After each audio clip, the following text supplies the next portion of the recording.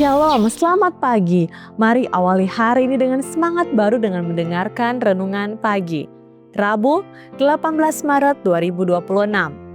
Melangkah keluar dengan iman. 1 Raja-Raja 17 ayat 12 sampai ayat yang ke-13. Perempuan itu menjawab, "Demi Tuhan Allahmu yang hidup, sesungguhnya tidak ada roti padaku sedikit pun, kecuali segenap tepung dalam tempayan dan sedikit minyak dalam buli-buli. Dan sekarang aku sedang mengumpulkan 2-3 potong kayu api, kemudian aku mau pulang dan mengolahnya bagiku dan bagi anakku, dan setelah kami memakannya, maka kami akan mati."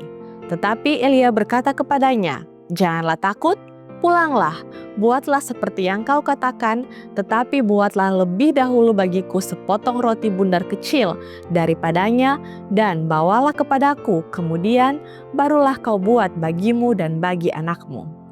Perempuan itu menurut, dan ajaibnya persediaan makanan dan minyaknya tak pernah habis hingga masa kelaparan berakhir. Janda dari Sarfat telah melangkah dengan iman dan Tuhan memberkatinya. Joseph Bates mengalami pengalaman serupa. Di usia 36 tahun, ia sudah cukup mapan untuk pensiun. Namun, menjelang akhir 1844, ia telah menyumbangkan hampir seluruh hartanya untuk mendukung pemberitaan pesan William Miller. Kedermawanannya itu membuat ia juga harus hidup dengan bergantung pada iman. Hal ini terkait dengan upayanya menerbitkan buku-bukunya. Bates merasa lebih mudah menulis buku daripada membiayai penerbitannya. Pada musim gugur 1847, ia menulis sebuah buku setebal lebih dari 100 halaman, padahal uangnya ia miliki hanya 12,5 sen. Saat akan pergi ke percetakan, istrinya memintanya membeli tepung. Dengan uang yang tersisa itu, ia hanya mampu membeli sekitar 2 kilogram tepung. Istrinya yang tak tahu kondisi keuangan mereka heran, bagaimana mungkin suaminya, seorang mantan pelaut yang pernah berlayar mengelilingi dunia, pulang hanya membawa sedikit tepung. Saat itulah Bates menjelaskan 2 hal kepada istrinya. Pertama, bahwa ia telah menggunakan semua tabungannya. Kedua, bahwa ia sedang menulis buku lain tentang hari Sabat.